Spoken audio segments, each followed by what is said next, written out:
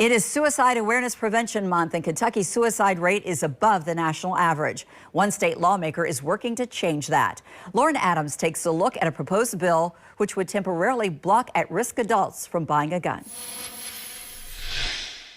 Virginia has made this a law. It's being discussed in many other states. And Democrat State Representative Lisa Wilner of Louisville is leading the discussion in Kentucky.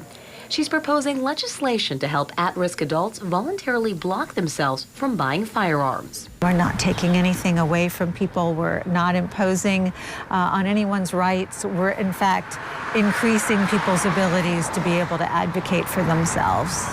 Wilner is a licensed psychologist and says the proposed legislation could provide help for those struggling with suicidal thoughts or tendencies. Wilner's proposal would create a statewide Kentucky voluntary do not sell firearms list for those 18 and older who have no other restrictions.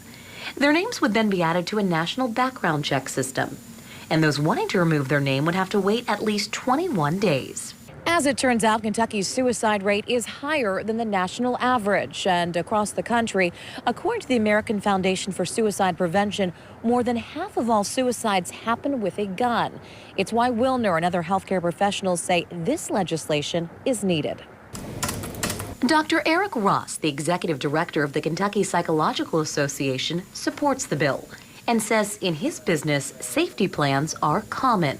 He works with clients to prepare for a crisis, and this, he says, could be a critical part of that. When they sign up for something like this, they're saying, this is a way of keeping myself safe when I go to this other place, right? I might not be there right now, but I might get there again, and I don't want to be there, and this is a way I can help keep myself safe. Ross believes it will work, and Wilner, who says she's already garnered bipartisan support, says that's what she's counting on. If it saves one life, it's worth it. Lauren Adams, WLKY News.